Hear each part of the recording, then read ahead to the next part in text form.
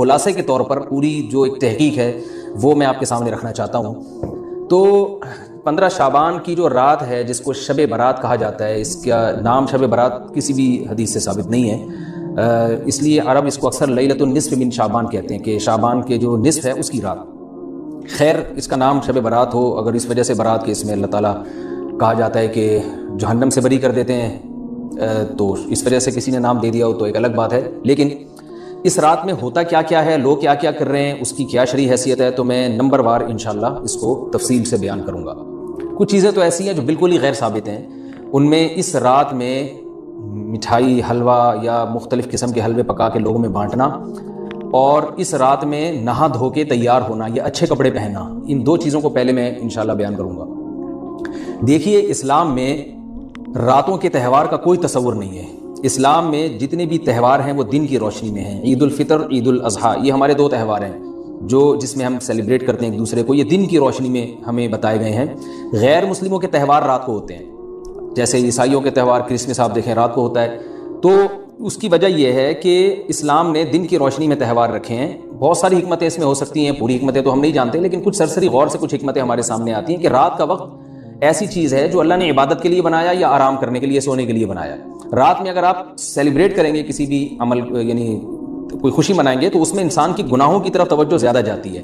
جیسے آپ دیکھیں کرسمس میں شرابیں پی جاتی ہیں، اور جو بھی غیر مسلموں کے تہوار ہیں اس میں بھی چراغاں ہوتا ہے رات کے وقت۔ تو جبکہ ہمارے ہاں جو عید الفطر ہے وہ دن کی روشنی میں ہم نماز پڑھ کے اس کی ابتدا کرتے ہیں۔ تو آپ کہہ سکتے ہیں کہ شب برات کو کوئی تہوار تو نہیں مانتا، تو دیکھیں تہوار زبان سے ماننا ضروری نہیں ہے، آپ اپنے عمل سے جب کوئی ایسا کام کرتے ہیں جو تہواروں میں کیا جاتا ہے تو اس کا مطلب یہ ہوا کہ آپ اس کو تہوار مان رہے ہیں، یعنی آپ اس کو ایک خوشی کا دن مان رہے ہیں۔ تو نہانا دھونا یا کھانے پکا کے لوگوں میں تقسیم کرنا یا خود کھانا، اور خاص طور پہ حلوہ یعنی میٹھا، یہ چیزیں تہواروں کے موقع پر ہوتی ہیں۔ جیسے ہم عید الفطر والے دن صبح سویاں بناتے ہیں، میٹھا بناتے ہیں، کھاتے ہیں، لوگوں کو کھلاتے ہیں، نہاتے ہیں، اچھے کپڑے پہنتے ہیں۔ جمعے والے دن بھی، جمعے میں بھی عید کا عنصر ہے، حدیث میں اس کو بھی عید قرار دیا، اس دن بھی ہم نہا دھو کے کپڑے پہنتے ہیں۔ تو جو لوگ 15 شعبان کی رات کو نہاتے دھوتے ہیں، اسپیشلی اس رات کو کہ بھئی آج کوئی تہوار ہے یا آج کوئی خوشی کا دن ہے، اور مٹھائیاں کھاتے ہیں یا حلوے پکاتے ہیں، تو وہ زبان سے اس کو تہوار نہ بھی کہیں، اپنے عمل سے یہ بتاتے ہیں کہ یہ تہوار ہے، جبکہ یہ تہوار نہیں ہے۔ اسلام میں کوئی اس کی ایک ضعیف روایت بھی نہیں ہے کہ آپ صلی اللہ علیہ وسلم نے، میرے علم میں نہیں ہے کم از کم، ہو سکتا ہے کوئی موضوع من گھڑت روایت موجود ہو جس میں کوئی کہیں بھی نہیں ہے کہ آپ صلی اللہ علیہ وسلم نے اس رات کو ہمیں نہانے کا حکم دیا ہو، یا اچھے کپڑے پہننے کا حکم دیا ہو، یا کھانے پینے کا یا حلوے کھلانے کا، ہمیں حلوے مانڈے کا ہمیں حکم دیا ہو۔ تو اللہ کا واسطہ یہ بدعت ہے، اس کو ختم کریں اپنے معاشرے سے۔ اور اسلام میں تہوار کا ٹائم دن میں ہوتا ہے۔ عید الفطر، عید الاضحیٰ ہے جس میں ہم دن میں قربانی کرتے ہیں اور کھاتے ہیں، پیتے ہیں، نہاتے ہیں، دھوتے ہیں۔ راتوں کے یہ کام نہیں ہے، رات کو آپ سوئیں یا عبادت کریں۔ تو ایک چیز تو یہ تھی جو میں بتانا چاہ رہا تھا۔ دوسری چیز، اس رات کو قبرستان جانا۔ دیکھیے اس بارے میں حدیث پیش کی جاتی ہے، مشہور حدیث ہے، لوگ سنتے رہتے ہیں کہ نبی صلی اللہ علیہ وسلم رات کو اٹھے اور امی عائشہ رضی اللہ تعالیٰ عنہ بھی آپ کے پیچھے چلی گئیں، اور آپ صلی اللہ علیہ وسلم جنت البقیع میں مغفرت کی دعا مانگ کے تشریف لے آئے واپس۔ تو یہ حدیث انتہائی درجے کی ضعیف حدیث ہے، اور ایک تو ضعیف حدیث ہے، دوسری بات یہ کہ اگر ہم تھوڑی دیر کے لیے فرض کر لیں یہ صحیح حدیث ہے، اور ہم کہتے ہیں کہ بھئی نبی صلی اللہ علیہ وسلم نے یہ عمل کیا ہے، تو صحابہ میں سے کسی سے ضعیف حدیث سے بھی ثابت نہیں ہے کہ کوئی اس رات قبرستان گئے ہوں۔ حضرت ابو بکر کے بارے میں کوئی روایت نہیں ملتی کہ اس رات قبرستان گئے ہوں، حضرت عمر کے بارے میں کوئی روایت نہیں ملتی، یا کسی ایک صحابی کے بارے میں نہیں۔ تو آپ مجھے بتائیں کہ یہ کیسی سنت ہے کہ جو صحابہ کی سمجھ میں نہیں آئی اور ہماری سمجھ میں آ گئی ہے؟ تو مشرکین مکہ یہ کہا کرتے تھے لو کان خیرا ما سبقونا الیہ، قرآن مجید کی آیت ہے کہ اگر یہ اسلام میں کوئی خیر ہوتی تو یہ صحابہ ہم سے پہل نہ کرتے، یہ صحابہ نے ہم سے پہل کیا ہے، اس کا مطلب ہے یہ اسلام خیر کا کام نہیں ہے۔ تو مشرکین کو صحابہ سے چونکہ نفرت تھی، اس لیے کہتے تھے کہ یہ چونکہ اسلام کو فالو کر رہے ہیں تو یہ اس کی علامت ہے کہ اسلام خیر نہیں ہے، کیونکہ خیر میں تو ہم صحابہ سے آگے ہوتے ہیں، اپنے بارے میں ان کا یہ اس خوش فہمی میں مبتلا تھے وہ۔ لیکن ہماری رائے کیا ہے؟ ہم یہ کہتے ہیں کہ لو کان خیرا لسبقونا الیہ، وہ کہتے تھے لا سبقونا، ہم کہتے ہیں لسبقونا، کہ اگر کوئی بھی خیر کا کام ہے تو صحابہ ہم سے ضرور اس میں پہل کریں گے، یہ ہو نہیں سکتا کہ خیر کا کام ہم کریں اور صحابہ نے نہ کیا ہو۔ تو اسی طرح میں یہ عرض کرتا ہوں کہ دیکھیں اگر قبرستان جانا اس رات میں سنت عمل ہوتا تو صحابہ یقیناً جایا کرتے، کوئی ایک صحابی تو گیا ہو، یہ کیسی بات ہے جو صحابہ کی سمجھ میں نہیں آئی اور ہماری سمجھ میں آ رہی ہے اور ہم قبرستان جا رہے ہیں اس رات کو۔ چلیں اگلا اسٹیپ تھوڑی دیر کے لیے فرض کر لیتے ہیں کہ نبی صلی اللہ علیہ وسلم جو ایک رات قبرستان گئے، فرض کر لیں وہ حدیث بھی صحیح ہے، یہ بھی فرض کر لیں کہ صحابہ اگرچہ نہیں گئے مگر ہم صحابہ سے بھی زیادہ آگے نکلنے کی کوشش کرتے ہیں اور صحابہ کو سمجھ میں نہیں آیا، ہمیں سمجھ میں آ گیا، تو چلیں فرض کر لیں تھوڑی دیر کے لیے کہ اس رات کو جانا ہم سنت مان لیتے ہیں, آپ کے دلائل ہم مان لیتے ہیں, اور صحابہ کی سمجھ میں نہیں آئے لیکن ہماری سمجھ میں زیادہ آ رہا ہے, ہم فرض کر لیتے ہیں, مان لیتے ہیں کہ اس رات قبرستان جانا سنت ہے. تو آپ مجھے بتائیں نبی نے جو عمل جس طرح سے کیا ہو اس طرح سے سنت ہوگا, یا آپ اپنی طرف سے, جس کو ہم پشتوں میں کہتے ہیں اخپل طریقے سے کرنا سنت ہے؟ نبی نے فجر کی 2 رکعتیں پڑھی ہیں اور ہر رکعت میں 2 سجدے کیے ہیں, آپ اگر فجر کی 3 رکعتیں پڑھیں گے تو کیا نماز ہو جائے گی آپ کی؟ اب آپ دلیل میں یہ کہیں کہ نبی نے فجر کی نماز پڑھی ہے تو مجھ پر بھی لازم ہے, تو بھائی نبی نے پڑھی ہے تو جیسے نبی کے پڑھنے سے آپ پر پڑھنا لازم ہو گیا, تو جس طرح سے پڑھی ہے اسی طرح پڑھنا لازم ہوگا, اخپل طریقے سے پڑھنا لازم نہیں ہوگا. تو اسی طرح یاد رکھیں, فرض کر لیں کہ نبی قبرستان گئے ہیں اور یہ قبرستان جانا سنت ہے, تو نبی کس طرح گئے ہیں اور کتنی دفعہ گئے ہیں؟ نبی رات کو چپکے سے اٹھ کے گئے ہیں, کوئی کسی کو آپ نے جمع نہیں کیا, کسی کو بتایا تک نہیں, جو اس حدیث سے پتہ چل رہا ہے ہمیں, اگرچہ یہ ضعیف حدیث ہے لیکن فرض کر لیں یہ صحیح ہے.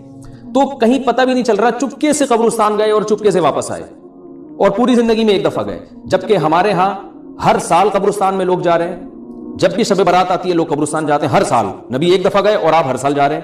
نمبر 2, جاتے جتھوں کی شکل میں, نبی تو چپکے سے گئے ہیں, تو آپ رات کو 2-2:30 بجے ذرا چپکے سے اٹھیں اور تنہائی میں جب قبرستان میں وحشت ہو اور اندھیرا ہو اور وہاں قبرستان جائیں, اتنا دم ہے آپ میں, تو ہم کہیں گے بھائی آپ نے نبی کی سنت کو زندہ کیا ہے. لیکن آپ تو جتھوں کی شکل میں جا رہے ہیں, نہا دھو کے جا رہے ہیں, خوشبو لگا کے جا رہے ہیں, تیار ہو کے جا رہے ہیں, اور جو کچھ وہاں خرافات ہو رہی ہیں قبرستان میں وہ تو ساری دنیا کو معلوم ہے. میلے ٹھیلے لگے ہوئے وہاں پہ, گولے گنڈے بک رہے ہیں, برگر بک رہے ہیں, گول گپے بک رہے ہیں وہاں پہ, اور پھول الگ بک رہے ہیں, ہار پھول قبروں پہ چڑھانے کے لیے. کیا بدماشی ہے یہ, کیا منہ دکھائیں گے رسول اللہ صلی اللہ علیہ وسلم کو قیامت کے دن آپ کے سامنے؟ کیا وہ حدیث نہیں ہے کہ نبی صلی اللہ علیہ وسلم نے فرمایا کہ روایت میں آتا ہے کہ کچھ لوگ قرب میدان حشر میں آئیں گے تو ان کے چہرے ایسے ہوں گے جیسے میری امت کے چہرے ہوتے ہیں, میری امت کی شکل ہوتی ہے. حدیث کا مفہوم میں بیان کر رہا ہوں. تو جب وہ حوض کوثر کا پانی پینے کے لیے میرے پاس آئیں گے تو فرشتے ان کو بھگائیں گے, سحقن سحقن.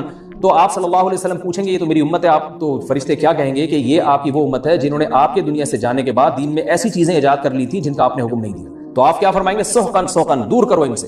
تو ایسا نہ ہو کہ ہم قیامت کے دن رسول اللہ صلی اللہ علیہ وسلم کی شفاعت سے محروم ہو جائیں. تو اللہ کا واسطہ قبرستان مت جائیں اس رات, گھر میں بیٹھیں آرام سے, یہیں بیٹھ کے میت کے لیے مغفرت کی دعا کریں. اور اگر آپ سمجھتے ہیں نہیں یہ حدیث بالکل صحیح ہے اور جانا لازمی ہے, تو پھر تنہائی میں جائیں, ایسے قبرستان کا انتخاب کریں جہاں آپ کے علاوہ کوئی بھی نہ ہو, اور پھر چپکے سے جائیں اور پتلی گلی سے واپس آ جائیں آپ. اگرچہ ہم تو اس کو بھی نہیں مانتے, لیکن اگر کرنا ہے تو پھر اس طریقے سے عمل کریں اگر آپ حدیث کو فالو کرنا چاہتے ہیں آپ اپنے خیال کے مطابق. تو یہ 2 باتیں ہو گئیں. ایک تیسری چیز کیا ہے, کیا قرآن اس رات میں نازل ہوا ہے اور تقدیر کے فیصلے اس رات میں ہوتے ہیں؟ دیکھیے قرآن میں 2 جگہ اللہ نے اس مضمون کو بہت وضاحت سے بیان کیا. ایک سورہ دخان میں انا انزلناہ فی لیلۃ مبارکہ, کہ ہم نے اس کو مبارک رات میں نازل کیا, اور اللہ نے فرمایا فیہا یفرق کل امر حکیم, اس میں حکمت والے فیصلے ہوتے ہیں اس رات میں. دوسری جگہ 30ویں پارے میں سورہ قدر میں اللہ نے فرمایا انا انزلناہ فی لیلۃ القدر, ہم نے اس قرآن کو لیلۃ القدر میں نازل کیا, اور اس میں بھی اللہ نے فرمایا تنزل الملائکۃ فیہا, کہ فرشتے اس رات میں اترتے ہیں باذن ربہم من کل امر, تمام قسم کے معاملات لے کے.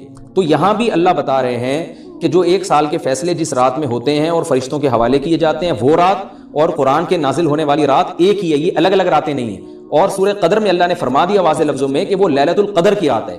تو اتنی وضاحت کے بعد پھر یہ کہنا کہ اس رات میں قرآن نازل ہوا تھا جبکہ اس کے بارے میں کوئی صحیح حدیث موجود بھی نہیں ہے, ضعیف یا موضوع روایتیں ہیں, تو یہ بالکل قرآن پر میں سمجھتا ہوں کہ یہ ٹھیک نہیں ہے, بالکل دلیل کے لحاظ سے یہ کمزور بات ہے. اگرچہ بعض علماء اس طرف گئے ہیں اور انہوں نے تعویل کی ہے, انہوں نے یہ تعویل کی ہے کہ قرآن جو ہے آسمان دنیا پہ آیا لیلۃ القدر میں, اور وہاں سے جو نیچے نزول شروع ہوا ہے وہ شب برات میں ہوا ہے. لیکن یہ تعویل عقل سے بعید ہے اور اس تعویل کی ہمیں ضرورت بھی نہیں ہے. 2 صحیح حدیثیں ٹکرا رہی ہوں یا قرآن کی آیت کسی ایسی متواتر حدیث سے ٹکرا رہی ہو تو پھر تو وہاں ہمیں تطبیق دینے کی ضرورت پیش آتی ہے, جب قرآن کے مقابلے میں کوئی حدیث ہی نہیں ہے, صحیح حدیث بھی نہیں ہے. حالانکہ قرآن کے مقابلے میں تو فقہا کہتے ہیں کہ اگر صحیح حدیث بھی ہو, متواتر نہ ہو, صحیح حدیث بھی ہو تو وہ بھی ظنی ہوتی ہے, تو اس حدیث کو رد کیا جائے گا, قرآن میں تعویل نہیں کی جائے گی. لیکن یہاں تو صحیح حدیث بھی نہیں ہے, یہاں تو ایک ضعیف روایت ہے اور ضعیف اقوال ہیں, آپ اس کو کیسے قرآن کے مقابلے میں لا سکتے ہیں؟ تو جو بالکل بے غبار بات ہے وہ یہی ہے کہ اللہ تعالیٰ نے قرآن مجید کو لیلۃ القدر میں نازل کیا جو رمضان کے آخری عشرے میں ہوتی ہے, اور اسی لیلۃ القدر میں فیصلے بھی ہوتے ہیں. اور بعض لوگ کہتے ہیں اس میں حرج کیا ہے کہ ہم 15 شعبان کو بھی فرض کر لیں, اس میں قرآن نازل ہوا اور لیلۃ القدر میں بھی. بھائی اس سے لیلۃ القدر کی ویلیو کم ہوتی ہے. اللہ تو لیلۃ القدر کی ویلیو بڑھا رہے ہیں کہ یہ ایسی رات ہے جس میں 1 سال کے فیصلے بھی کر دیے جاتے ہیں اور اس میں قرآن مجید کا نزول بھی شروع ہوا. تو جس رات کو اللہ نے جو پروٹوکول دیا ہے وہی پروٹوکول اس کو دینا چاہیے, آپ اس کو کسی اور رات کو نہ دیں وہ پروٹوکول. تو یہ تیسرا مسئلہ ہوا. پہلا مسئلہ حلوے مانڈے کا اور نہانے دھونے کا, وہ بھی غلط ہے. دوسرا مسئلہ قبرستان جانے کا, وہ بھی ٹھیک نہیں ہے. تیسرا مسئلہ کہ اس رات میں قرآن نازل ہوا اور فیصلے ہوتے ہیں، یہ تیسری بات بھی غلط ہے، نہ تو اس رات میں قرآن نازل ہوا اور نہ اس رات میں فیصلے ہوتے ہیں۔ چوتھی چیز کہ کیا اس رات کی میں عبادت کی کوئی فضیلت ہے سرے سے یا نہیں ہے، یہ ایک علمی مسئلہ ہے، تو اس بارے میں خوب اچھی طرح سمجھ لیں کہ اس بارے میں جتنی بھی احادیث ہیں جو اس رات کی فضیلت کے بارے میں ہیں کہ بنو کلب کی بکریوں کے برابر مغفرت ہوتی ہے اور بکریوں کے بالوں کے برابر، اور یا جو بھی اس بارے میں روایات ہیں کہ سب کی بخشش ہو جاتی ہے سوائے اس شخص کے جو کسی کے دل میں کینہ رکھتا ہے، تو یہ جتنی اس رات کی فضیلت میں احادیث ہیں، تو ایک بات تو خوب اچھی طرح سمجھ لیں، اس پر تمام محدثین کا، جہاں تک میں نے دیکھا ہے، تمام محدثین کا اتفاق ہے کہ اس کی فضیلت میں صحیح حدیث ایک بھی نہیں ہے، اس رات کی فضیلت میں ایک بھی صحیح حدیث موجود نہیں ہے، لیکن ضعیف روایتیں اتنی کثرت سے ہیں کہ ایک الگ محدثین کا اصول ہے کہ جب ضعیف روایتیں کی سندیں زیادہ ہو جائیں تو وہ حسن بن جاتی ہے، یعنی قابل قبول ہو جاتی ہے وہ، کیونکہ بہت ساری کمزور چیزیں مل کے اس میں کچھ قوت پیدا کر دیتی ہیں۔ تو اب جن علماء نے احادیث کے ضعف کی طرف دیکھا کہ ایک بھی صحیح روایت نہیں ہے، انہوں نے اس رات کا بالکل لیا انکار کر دیا کہ اس رات کی سرے سے کوئی فضیلت نہیں ہے، لیکن جن علماء نے اصول حدیث کی طرف دیکھا اور فقہ کے ایک اصول کی طرف دیکھا کہ کثرت روایات درجہ حسن تک پہنچ جاتی ہیں ضعیف روایات، تو انہوں نے کہا کہ بالکل اس رات کی فضیلت کا انکار ہی سرے سے کر دینا یہ غلط ہے۔ تو جمہور اس طرف گئے ہیں کہ اس رات کی فضیلت کا بالکل یا انکار کر دینا یا اس کی عبادت کی فضیلت کا بالکل یا انکار کر دینا یہ ٹھیک نہیں ہے، لیکن کچھ علماء، وہ بھی بڑے محقق علماء ہیں، وہ اس طرف گئے ہیں کہ اس رات کی سرے سے کوئی فضیلت اسلام میں ہے ہی نہیں۔ اب میں دونوں طرف کے علماء کا کچھ تھوڑا سا تجزیہ پیش کرتا ہوں۔ تو جو علماء یہ کہتے ہیں کہ اس رات کی فضیلت ہے اور فضیلت میں کثرت سے روایات ہیں اور اس میں بڑے بڑے علماء داخل ہیں، امام شافعی رحمہ اللہ تعالیٰ جیسے مجتہد بھی ہیں جو اس رات کی فضیلت کے قائل ہیں، باقی ائمہ سے مجھے جو ہے نا امام ابو حنیفہ سے کچھ نہیں ملا اس رات کی فضیلت کے بارے میں، اور امام احمد ابن حنبل سے بھی مختلف روایات ملی ہیں، اس لیے میں جزم سے کسی اور امام کے بارے میں نہیں کہہ سکتا، لیکن امام شافعی سے بہرحال اس کی فضیلت صراحتاً منقول ہے، اگرچہ انہوں نے بھی اعتراف کیا ہے کہ اس کی روایات کے بارے میں جتنی اس بارے میں روایات ہیں وہ ضعیف ہیں، لیکن وہی ایک اصول ہے کہ جب ضعیف روایات بہت کثرت سے ہوتی ہیں تو درجہ حسن تک پہنچ جاتی ہیں۔ تو اس اصول کے تحت جمہور اس کے قائل ہیں کہ اس رات میں عبادت اگر ہم کرتے ہیں تو دوسری راتوں کی نسبت ہمیں ثواب زیادہ ملتا ہے، لیکن جو بعض دوسرے علماء جو بالکل ہی اس رات کی فضیلت کے منکر ہیں، ان کے دلائل میں یہ ہے کہ یہ بات اگرچہ درست ہے کہ اگر ضعیف روایات کثرت سے ہوں تو وہ درجہ حسن تک پہنچ جاتی ہیں، لیکن وہ کہتے ہیں کہ کچھ قرائن ایسے ہیں جن قرائن سے پتہ چلتا ہے کہ جو ہے ان قرائن کو اگر سامنے رکھا جائے تو وہ ان کی رائے یہ ہے کہ پھر ان کا خیال یہ ہے کہ ان کا رجحان اس طرف ہے کہ اس رات کی سرے سے کوئی فضیلت نہیں ہے۔ ان قرائن میں ایک چیز یہ بھی ہے کہ اس کے بارے میں جو روایات ہیں ان میں بہت زیادہ ثواب کی بشارت سنائی گئی ہے، تو بعض محدثین کا یہ اصول ہے کہ کسی رات کے بارے میں یا کسی خاص عمل کے بارے میں بہت زیادہ کہیں غلو ہوتا ہے یا مبالغہ ہوتا ہے، غلو تو نہیں کہہ سکتے، تو یہ خود ایک اس طرف اشارہ ہوتا ہے کہ یہ ایک ضعف ہے، اگرچہ یہ کوئی اتنی مضبوط بات نہیں ہے، لیکن بہرحال جو علماء اس کی فضیلت کے بالکل منکر ہیں ان کی ایک دلیل میں آپ کے سامنے پیش کر رہا ہوں۔ دوسری بات یہ ہے کہ جو علماء اس کی فضیلت کے بالکل بھی قائل نہیں ہیں ان کی ایک بڑی دلیل یہ بھی ہے، جن میں ہمارے شیخ حضرت مفتی رشید احمد صاحب رحمہ اللہ تعالیٰ بھی تھے، اگرچہ انہوں نے اس بارے میں کوئی صراحتاً فتویٰ نہیں دیا، لیکن وہ یہ اشکال ظاہر کیا کرتے تھے کہ شریعت میں جب بھی کسی وقت کی یا کسی خاص رات کی کوئی فضیلت آتی ہے تو اللہ تعالیٰ اس کو جو ہے وہ اس کا صحیح ٹائم نہیں بتاتے بلکہ اس میں اختلاف ڈال دیتے ہیں۔ اس کی مثال ایسے جیسے جمعے کے دن حدیث میں آتا ہے کہ ایک وقت جمعے میں ایسا آتا ہے جس میں دعا لازمی قبول ہوتی ہے، اب ظاہر ہے وہ بڑا فضیلت کا وقت ہے، تو وہ وقت ہمیں متعین طور پہ بتایا نہیں گیا ہے، اس لیے علماء کا اس میں اختلاف ہوا، بعض نے کہا عصر کے بعد، بعض نے کہا کہ 2 خطبوں کے درمیان۔ لیلۃ القدر کو دیکھ لیں، لیلۃ القدر کی فضیلت میں قرآن بھی ہے، بہت ساری احادیث ہیں، لیکن لیلۃ القدر کی رات ہے کون سی یہ اللہ نے اس میں ابہام ڈال دیا۔ طاق راتوں میں 21 بھی ہو سکتی ہے، 23 بھی ہو سکتی ہے، بعض بلکہ حدیث سے 22ویں رات کا بھی ہونا ثابت ہے، زیادہ امکان 27ویں رات کا ہوتا ہے، تو وہ متعین نہیں ہے۔ تو جو علماء کہتے ہیں اس کی سرے سے کوئی فضیلت ہی نہیں ہے، ان کا رجحان وہ ان کی ایک یوں سمجھے کہ دلیل تو نہیں لیکن ایک استئناس کہتے ہیں اس کو، کہ اس سے ان کے اس نظریے کو تقویت ملتی ہے کہ اگر یہ اس کی اتنی زیادہ فضیلت ہے تو اس کی تعیین میں اختلاف بالکل بھی نہیں ہے، تو یہ وہ کہتے ہیں کہ یہ مزاج شریعت کے خلاف ہے۔ اور تعیین میں اختلاف ہوتا کیوں ہے؟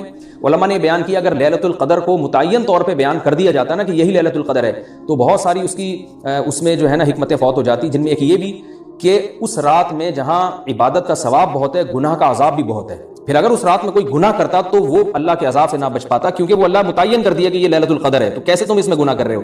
اب معاملہ اللہ نے مبہم رکھ دیا کہ بھائی یہ بھی ہو سکتی ہے تو اگلے دن بھی ہو سکتی ہے، اور ایک فائدہ یہ بھی اس میں رکھا متعین نہ کرنے میں کہ لیلۃ القدر انہی کو ملے جو تلاش کریں، جو پورا عشرہ جاگیں گے ان کو لیلۃ القدر ملے گی. اگر اللہ اسپیسیفک دن بتا دیتا کہ 21ویں ہے 23ویں ہے یا 25ویں ہے یا 22ویں ہے تو بہت سارے لوگوں کو لیلۃ القدر مل جاتی. تو اللہ نے جو مبہم رکھا ہے نا, تو ایک رات کی فضیلت اللہ نے بڑھا دی مگر اس کی تعیین میں ابہام پیدا کر دیا تاکہ جو پورا عشرہ جاگے گا اسی کو لیلۃ القدر ملے گی, اس کے علاوہ ہر آدمی کو نہ ملے. وہ ایک اللہ کی ایک حکمت ہو سکتی ہے اس میں. تو یہ دو حکمتیں ہیں کہ اس میں گناہ اگر کوئی کرے تو اس پر عذاب نہ آ جائے, کیونکہ اگر متعین کر دیا جائے گا تو پھر گناہ کیسے تم کر رہے ہو اس رات میں. تو اللہ نے اس میں بھی ابہام پیدا کر دیا. جو گناہ کرنے والا ہے اگرچہ وہ بڑا گناہ گار ہے اس رات میں, چاہے وہ رمضان کا آخری عشرے میں کسی رات میں بھی گناہ کرتا ہے, لیکن کم از کم اتنا عذر تو ہے کہ اس کو کیا پتا تھا کہ یہ آج لیلۃ القدر ہوگی. تو جو 15 شعبان کی رات ہے اس کی بہت زیادہ فضیلت ہے. تو پھر یہ رات کو متعین کیوں کر دیا گیا, یہ ان علماء کی دلیل میں بیان کر رہا ہوں جو اس کی فضیلت کے بالکل بھی قائل نہیں ہیں. لیکن بہرحال حقیقت یہ ہے کہ جمہور علماء اس کی فضیلت کے قائل ہیں, کیونکہ یہ جو میں نے دلائل دیے کہ وہ علماء جو اس کی فضیلت کے سرے سے منکر ہیں ان کے یہ دلائل کو ہم دلیل نہیں کہیں گے بلکہ استیناس کہیں گے.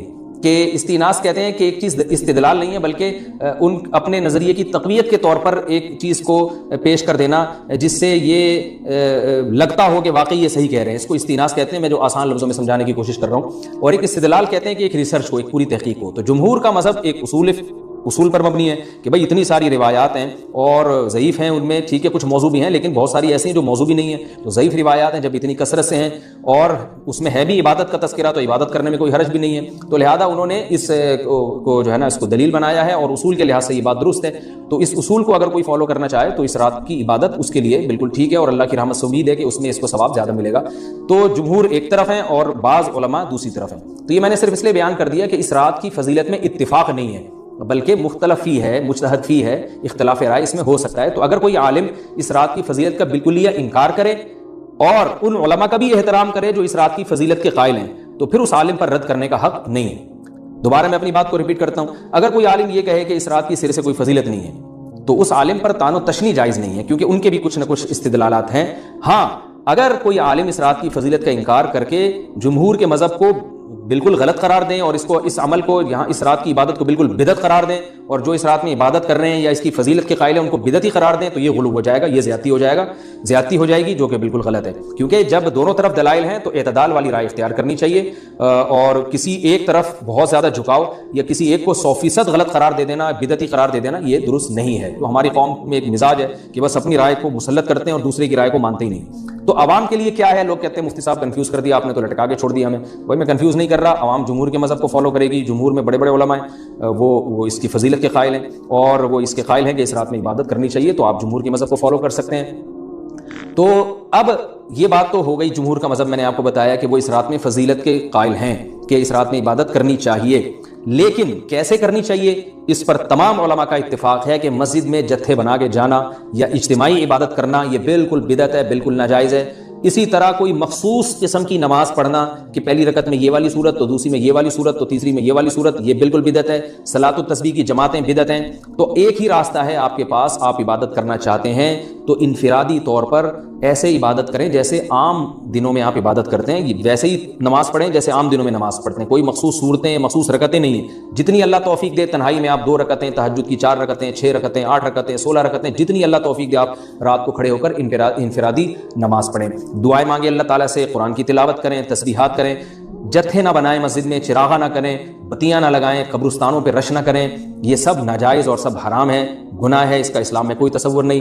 کرنا ہے تو صرف ایک کام آپ کر سکتے ہیں کہ صرف عبادت کریں, اور اللہ کی رحمت سے امید کی جا سکتی ہے کہ اللہ تعالیٰ اس رات میں آپ کو عبادت کا دوسری راتوں کی نسبت ثواب عطا فرمائے گا. کیونکہ آپ اگر جمہور علماء کو فالو کر رہے ہیں تو ہمیں یعنی جن کے پاس علم نہیں ہے تو ان کو علماء ہی کو فالو کرنے کا اللہ نے حکم دیا ہے. تو آپ جمہور علماء کی رائے پر عمل کرتے ہوئے اگر عبادت کرنا چاہیں تو اللہ کی رحمت سے امید ہے کہ انشاءاللہ آپ کو ثواب ملے گا. لیکن عبادت کا کوئی مخصوص طریقہ ہرگز نہیں ہے. پمفلیٹ بٹ رہے ہوتے ہیں کہ یہ والی صورت پڑھنے سے یہ ہو جائے گا, تو یہ والی صورت پڑھنے سے یہ ہو جائے گا, یہ بالکل غلط ہے. تو انفرادی عبادت ہوگی اور ایسے ہی عبادت کا طریقہ ہوگا جیسے پورے سال ہوتا ہے. نماز اسی طرح پڑھی جائے گی جیسے پورے سال پڑھی جاتی ہے, دعائیں مانگی جائیں گی, اپنے طور پر اجتماعی سطح پہ کوئی عمل نہ کیا جائے. شب برات کے بارے میں میرے آڈیو بیان بھی موجود ہیں, ویڈیو بیان بھی موجود ہیں. چند سال پہلے جب میں ویڈیو بیان نہیں, میرے آڈیو آتے تھے, اس میں نے حدیثوں کے نمبر کے ساتھ, پورے ترجموں کے ساتھ, پوری سندوں کے ساتھ شب برات سے متعلق جتنی حدیثیں 15 شعبان سے متعلق تمام حدیثوں کی سندیں, ان کی سندوں پہ بحث, پورا ایک علمی بیان ہے آڈیو. وہ آج بھی یوٹیوب پہ موجود ہے. آپ لکھیں شب برات مفتی طارق مسعود آڈیو بیان یا اولڈ بیان, تو آڈیو بیان آئے گا, پوری سندوں کی راویوں کی ایک ایک نوک پلک کو اس میں درست کر کے پورا ایک علمی بیان ہے. تو شب برات کے بارے میں آپ کا کانسیپٹ 2 اور 2 4 کی طرح کلیئر ہو جائے گا. سمجھتے ہو گیا نہیں سمجھتے؟ تو اصل تفصیلی بیان تو میرا وہ ہے, کئی سال پہلے ہوا تھا, میرا خیال ہے 2013 یا 12 میں ہوا تھا وہ بیان, آڈیو بیان ہے وہ. تو وہ آپ سن لیں پورے ایک ایک سند حوالوں کے ساتھ, کہ اس میں آپ کو پتا چلے گا یہ 15 شعبان کی اسلام میں حیثیت کیا ہے. اس کا 2 منٹ میں خلاصہ پیش کر دیتا ہوں. پہلی بات, قبرستان جانا کسی صحیح حدیث سے ثابت نہیں ہے. ایک روایت ہے سند کے لحاظ سے انتہائی کمزور, اور اگر مان لیا جائے تو زندگی میں ایک دفعہ. ہمارے ہاں ہر سال جایا جاتا ہے, اور وہ بھی نبی چپکے سے گئے. ہمارے ہاں جتھوں کی شکل میں جایا جاتا ہے. تو یہ ساری بدعات ہیں. سمجھ میں آ رہی ہے بات؟ ایک تو وہ حدیث انتہائی کمزور ہے سند کے لحاظ سے, اس سے شرعی مسئلہ ثابت نہیں ہوتا. لہذا ہماری رائے یہی ہے کہ 15 شعبان کو قبرستان ثواب سمجھ کے جانا بدعت عمل ہے, اور ثواب سمجھے بغیر جانا بدعت کی تائید ہے. تو نہ جائیں قبرستان. سمجھتے ہو؟ نہیں آ رہی بھائی, ان کو رہنے دو. میں گلا پاگلوں کی طرح پھاڑ رہا ہوں. میں 3 دن سے بیانات کرتے کرتے نا گلا بیٹھ گیا مجھے. تو 15 شعبان کو آپ کو قبرستان جانے کی ضرورت نہیں ہے. کوئی بولے یہ مفتی صاحب نیا دین لیا ہے. نیا دین نہیں بھائی, جتنے بھی 1400 سال سے جو بدعت سے پاک دین ہے وہ یہی ہے. کیوں؟ کوئی صحیح حدیث موجود ہی نہیں ہے, انتہائی کمزور حدیث ہے, اور زندگی میں ایک بار والی ہے. صحابہ سے وہ بھی ثابت نہیں ہے, اور وہ بھی چپکے سے گئے. آپ جتوں کی شکل میں جا رہے ہو, تو یا تو یہ بدعت ہے یا بدعت کی تائید ہے. تو آپ قبرستان پھر چپ ہو جاتے ہیں یار, نہیں جاؤ یار, کسی اور دن چلے جاؤ قبرستان.